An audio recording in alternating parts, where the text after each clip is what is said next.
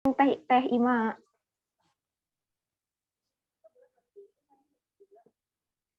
Assalamualaikum warahmatullahi wabarakatuh. Selamat pagi kepada Ibu Intan Renata, selaku dosen mata kuliah ilmu penyakit dalam, dan selamat pagi kepada teman-teman semua. Di sini saya dan anggota saya akan membahas materi tentang pencernaan. Sebelum menjelaskan materi, di sini kami beranggotakan 7 orang. Baik, materi pertama akan dijelaskan oleh Alifa.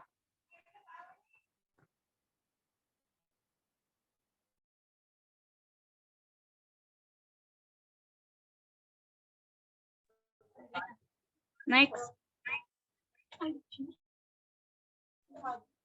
Pencernaan. Sebuah proses metabolisme di mana suatu makhluk hidup memproses suatu zat dalam rangka untuk mengubah secara kimia atau mekanik suatu zat menjadi nutrisi. Nah, di sini pencernaan terjadi pada organisme multisel, sel, dan tingkat subsel. Biasanya itu terjadi pada hewan. Pencernaan biasanya dibagi menjadi aktivitas mekanik dan kimia. Dalam kebanyakan vertebrata, pencernaan adalah suatu proses banyak tingkat dalam sebuah sistem. Pencernaan setelah ingesti dari bahan mentah kebanyakan organisme lain. Proses ingesti biasanya melibatkan beberapa tipe manipulasi mekanik dan materi selanjutnya dibahas oleh Pika.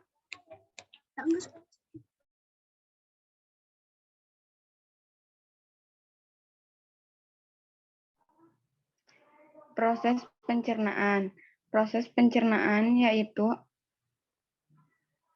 ada ingesti, ada pencernaan mekanik, pencernaan kimiawi, penyerapan, dan penyingkiran.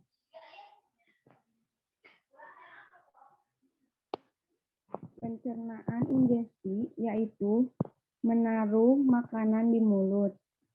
Pencernaan mekanik yaitu mastikasi, penggunaan gigi untuk merobek dan menghancurkan makanan dan menyalurkan ke perut. Pencernaan kimiawi yaitu penambahan kimiawi, asam, enzim, dan air untuk memecah molekul kompleks menjadi struktur sederhana. Penyerapan. Penyerapan adalah gerakan nutrisi dari sistem pencernaan ke sistem sirkulasi dan limfatik kapilaris melalui osmosis, transport aktif, dan difusi. Penyingkiran yaitu penyingkiran material yang tidak dicerna dari trakt pencernaan melalui defekasi. Next. Mulut adalah awal saluran pencernaan. Faktanya, proses pencernaan manusia dimulai bahkan sebelum proses menggigit. Next.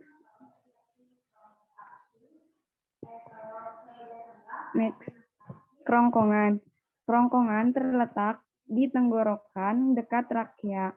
Kerongkongan akan menerima makanan dari mulut saat proses menelan. Next. Lambung. Lambung adalah organ berongga atau wadah yang berfungsi untuk menyimpan makanan saat dicampur dengan enzim pencernaan. Next. Usus halus. Usus halus merupakan tabung berotot sepanjang 22 kaki atau sekitar 8,25 meter yang berfungsi memecah makanan menggunakan enzim yang dilepas oleh pankreas dan empedu dari hati. Dan yang selanjutnya akan dijelaskan oleh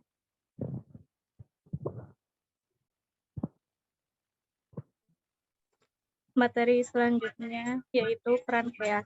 Pankreas dapat menghasilkan enzim pencernaan ke dalam usus 12 jari yang memecah protein, lemak, dan karbohidrat. Pankreas juga memproduksi insulin dan meneruskannya langsung ke aliran darah. Insulin adalah hormon utama dalam tubuh untuk metabolisme gula. Next. Selanjutnya ada hati. Hati memiliki banyak fungsi, tetapi tugas utamanya dalam pencernaan adalah memproses nutrisi yang diserap dari usus kecil. Next. Selanjutnya ada kantung empedu. Kantung empedu berfungsi menyimpan dan memekatkan empedu dari hati dan kemudian melepaskannya ke dalam usus 12 jari di usus kecil untuk membantu dan mencerna lemak. Next. Selanjutnya ada usus besar. Usus besar merupakan tabung berotot sepanjang kurang lebih 1,82 yang menghubungkan antara usus kecil dan rektum.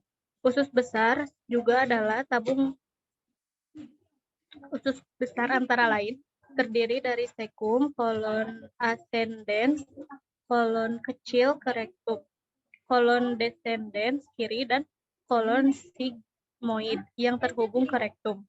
Next. Rektum. Rektum merupakan ruang lurus 8 inci yang menghubungkan usus besar ke anus. Tugas rektum adalah menerima tinja dari usus besar dan mengirim sinyal ada tinja yang harus dievakuasi atau dibuang keluar dan memegang tinja sampai evakuasi terjadi. Next. Anus. Anus adalah bagian terakhir dalam proses pencernaan. Organ ini berbentuk saluran kecil yang berukuran 2 inch atau 5,08 cm yang terdiri atas otot-otot dasar panggul dan 2 stigma anal. Materi selanjutnya akan dibacakan oleh Ajeng.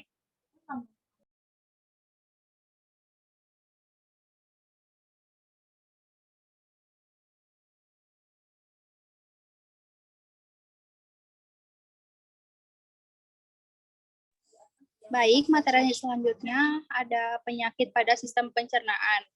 Yang ke-1 ada GERD, kedua tukak lambu, ketiga batu empedu, yang ke-4 IBS, yang ke-5 IBD, yang ke-6 sembelit, yang ke-7 diare, yang ke-8 penyakit divertikular, dan yang terakhir ada wasir. Next. Cara-cara memelihara organ pencernaan. Yang ke-1 ada makan makanan alami untuk melindungi lambung. Makanan alami adalah makanan yang tidak mengalami prosesan ataupun diberikan zat aditif atau bahan tambahan, misalnya gula atau penambah rasa. Penelitian telah membuktikan bahwa makanan ini dapat melindungi lambung dari berbagai penyakit pencernaan. Yang kedua, ada banyak makan serat untuk menyehatkan usus. Cara mudah untuk menjaga kesehatan organ pencernaan yaitu dengan makan makanan kaya serat. Serat bermanfaat untuk melancarkan BAB dan mengurangi risiko sejumlah penyakit seperti wasir, radang usus, dan sindrom iritasi usus besar atau IBS. Asupan serat juga dapat menyeimbangkan jumlah bakteri usus, serta membantu Anda mencapai berat badan ideal. Untuk mendapat semua manfaat ini, jangan lupa sertakan sayuran, buah-buahan, serta biji-bijian ke dalam menu harian Anda. Yang ketiga, ada mengonsumsi probiotik untuk melancarkan pencernaan. Probiotik merupakan bakteri baik yang secara alamiah hidup di dalam saluran pencernaan Anda. Bakteri ini membantu melawan bakteri jahat, menjaga kesehatan sel usus, serta melancarkan kerja pencernaan sehingga tubuh senantiasa sehat. Selain itu, probiotik membantu memperkuat sistem kekebalan tubuh dan meningkatkan penyerapan zat gizi dari makanan. Anda dapat menambah jumlah bakteri baik dalam usus dengan mengonsumsi makanan kaya probiotik seperti yogurt, tempe, atau kimchi. Yang keempat, ada minum air untuk mendukung fungsi hati. Selain bermanfaat untuk melancarkan BAB, minum air juga merupakan cara untuk memelihara organ pencernaan seperti organ hati. Pasalnya, air membantu membuang racun dan menghilangkan efek samping pengobatan yang bisa mengganggu fungsi hati. Air juga membantu menstabilkan kadar cairan di dalam darah. Ketika Anda dehidrasi, darah cenderung menjadi lebih kental. Hal ini bisa saja mempengaruhi kemampuan hati dalam menyaring darah dan membuang racun di dalamnya. Yang kelima, ada berhati-hati dalam mengonsumsi obat.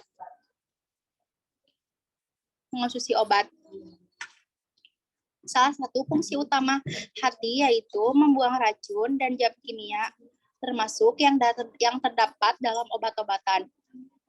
Konsumsi obat yang berlebihan atau tidak sesuai anjuran justru dapat memberatkan kerja hati atau bahkan menyebabkan kerusakan. Inilah mengapa Anda harus berhati-hati dalam memilih obat ataupun suplemen. Pastikan Anda selalu berkonsultasi kepada dokter sebelum mengonsumsi obat apapun. Hindari pula konsumsi obat melebihi dosis yang telah diberikan. Materi selanjutnya ada memerhatikan jam dan porsi makan, yaitu cara lain yang akan membantu Anda menjaga organ pencernaan, yaitu memerhatikan jam dan porsi makan.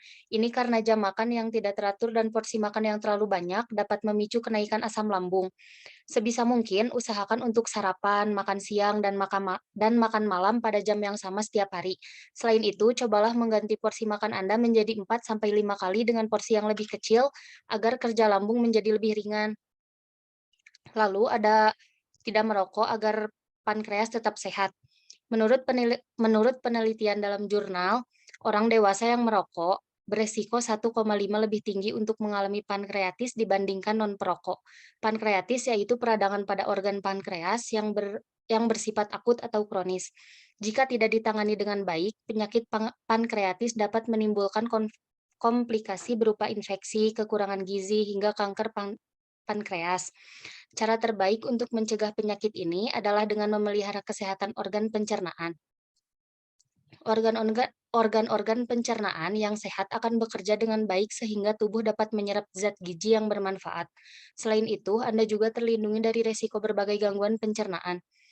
Lalu, tidak ada kata terlambat untuk memelihara organ pencernaan. Mulailah dengan makan makanan bergizi yang seimbang, mencukupi kebutuhan air, dan menerapkan langkah-langkah di atas agar sistem pencernaan Anda berfungsi sebagaimana mestinya. Selanjutnya, ada macam-macam gangguan pencernaan, yaitu sistem pencernaan manusia berperan penting dalam memecah makanan menjadi nutrisi yang diserap tubuh untuk menghasilkan energi, pertumbuhan, dan perbaikan sel.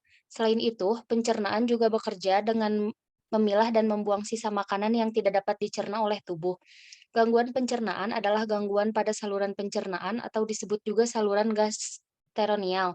Saluran tersebut termasuk kerongkongan hati, lambung, usus halus, usus besar, kantong empedu, dan pankreas. Beberapa gangguan pencernaan dapat berlangsung singkat dan sembuh dengan perawatan rumah, sementara kondisi lainnya dapat berlangsung lama dan mungkin membutuhkan bantuan dokter untuk mengatasinya.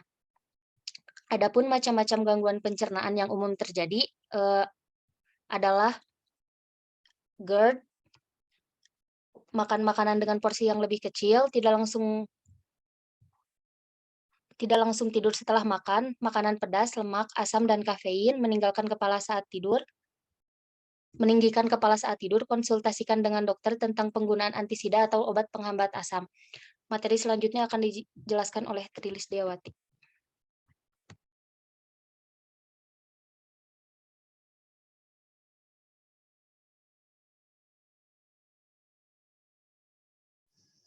Baik, lalu di sini ada tukak lambung.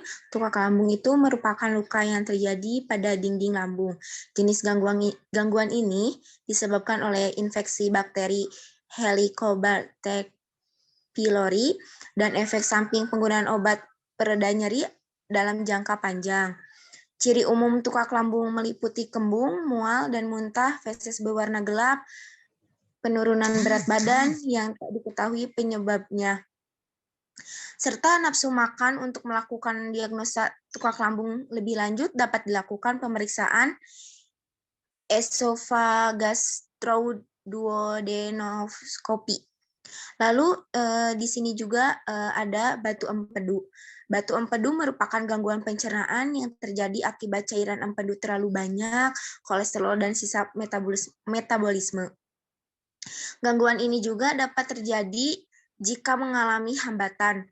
Gejala pada batu empedu itu meliputi nyeri kolik, radang kantung, dan saluran empedu,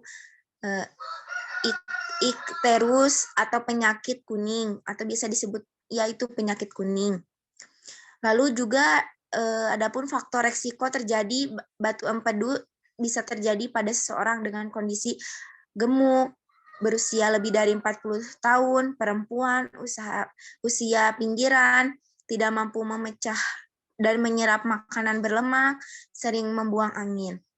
Batu yang terdapat di dalam kantung empedu bisa menyebabkan nyeri hebat di bagian perut kanan atas. Kondisi ini dapat diatasi dengan obat-obatan hingga operasi. Lalu ada IBS. IBS atau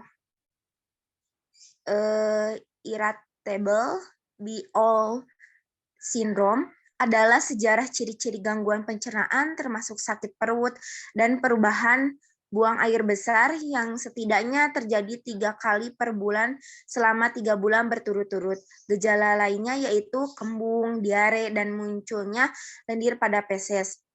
Gejala tersebut belum diketahui pasti apa penyebabnya, namun faktor-faktor tertentu seperti infeksi bakteri pada saluran tertentu, kondisi kesehatan mental seperti kecemasan, depresi, serta mengkonsumsi makanan tertentu yang digunakan berkaitan dengan terjadinya IBS.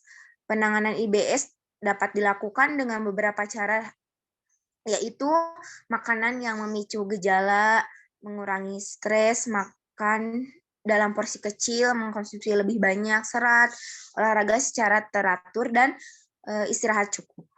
Lalu di sini juga ada IBD. IBD itu penyakit inflamasi, atau IBD adalah kondisi peradangan yang berlangsung lama di saluran pencernaan. 2 jenis paling umum dari IBD yaitu penyakit Crohn dan colitis ulceratif. Jenis gangguan pencernaan dapat menyebabkan iritasi dan pembengkakan, diare seperti sakit perut, kehilangan nafsu makan, demam, penurunan berat badan. Lalu ada juga konstipasi atau sembelit. Konstipasi atau adalah kondisi saat seseorang sulit atau jarang membuang air besar. Jika dia membuang air besar kurang dari 3 kali dalam seminggu, maka kemungkinan dia akan mengalami kegagalan. Adapun gejala utama yaitu tekstur feses keras. Lalu di sini ada ciri-ciri gangguan pencernaan, yaitu mengejan saat buang air besar, merasa seperti ada acara di rektum sehingga biaya dikeluarkan. Terus ada merasa tidak tuntas setelah buang air besar, memerlukan bantuan untuk mengeluarkan feses, misalnya menggunakan jari tangan atau menekan perut. Sembelit bisa disebabkan oleh banyaknya hal, mulai dari kurangnya konsumsi makanan berserat, kurang minum, hingga pengaruh obat-obatan seperti antasida atau obat antiinflamasi non-steroid. Selain itu, penyebabnya juga bisa dari intralumen, seperti feses yang keras ataupun tumor, sedangkan penyebab dari ekstralumen bisa dikarenakan pendesakan lumen usus oleh massa organ lain. Memperbanyak asupan serat, cairan, dan olahraga akan membantu mengatasi kondisi ini. Kita juga dapat mengkonsumsi obat pencair atau pelunak feses sebagai konsumsi sementara. Baik, materi selanjutnya akan dibawakan oleh Ripa.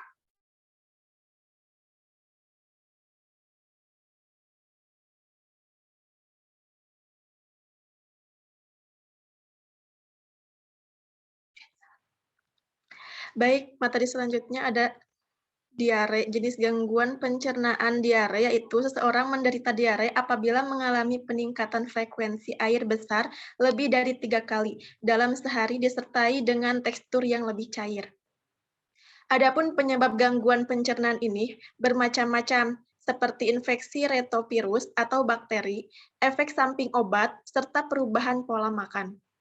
Selain peningkatan frekuensi BAB, beberapa gejala diare lainnya termasuk kram perut, demam, mual, kembung, hingga adanya darah pada tinja. Diare dapat dialami oleh siapa saja, baik anak-anak maupun orang dewasa. Sebenarnya jenis gangguan ini sangat mudah diobati, namun pada kasus diare parah yang tidak segera ditangani dapat berakibat fatal. Khususnya pada anak-anak, penderita diare membutuhkan obat yang bermanfaat untuk memanfaatkan cairan dan elektrolit tubuh yang hilang. Yang kedelapan ada penyakit divertikular. Penyakit ini termasuk atau terbentuknya kantong kecil di dinding usus besar dan divertikulitis atau ketika kantong tersebut mengalami peradangan. Anda mungkin akan merasakan kembung, mencret, atau nyeri di perut bagian bawah. Penyebab gangguan pencernaan ini masih belum diketahui secara pasti, namun diduga hal itu berkaitan dengan gen. Faktor lainnya meliputi kurangnya aktivitas fisik, penggunaan NSAID dan steroid, serta memiliki kondisi yang melibatkan sistem imun. Yang kesembilan ada wasir atau hemoroid. Wasir atau hemoroid merupakan salah satu dari macam-macam gangguan pencernaan yang lebih sering dialami oleh orang di usia 50 tahun. Ini merupakan contoh gangguan yang terasa menyakitkan karena pembuluh darah di saluran anus mengalami pembengkakan. Wasir dapat menimbulkan gejala seperti nyeri dan gatal pada anus serta keluarnya darah saat BAB. Bahkan kadang-kadang juga bisa membuat penderitanya sulit duduk. Penyebab utama wasir adalah keindahan dan kehamilan. Sementara mengejan saat BAB, duduk di toilet dalam waktu lama, dan kronis merupakan kemungkinan penyebab lainnya. Cara mengatasinya untuk derajat awal bisa dengan perubahan gaya hidup seperti mengonsumsi banyak cairan dan makanan berserat serta obat-obatan. Namun jika sudah memasuki stadium lanjut, maka dibutuhkan tindakan operasi. Itulah macam-macam gangguan pencernaan yang perlu Anda waspadai. Bila Anda mengalami gejala-gejala yang disebutkan di atas, jangan ragu untuk segera tertarik dengan dokter. Sebagai pencegahan, Anda juga bisa melakukan pemeriksaan kesehatan secara rutin dengan tujuan mendeteksi adanya masalah kesehatan pada tubuh. Kunjungi Siloam Hospital terdekat di kota Anda atau melalui aplikasi My Siloam atau klik di sini untuk informasi paket penyaringan yang ada di Siloam Hospital.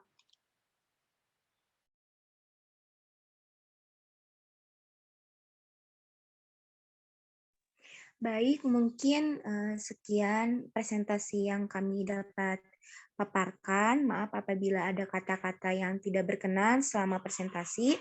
Sekian, wassalamualaikum warahmatullahi wabarakatuh.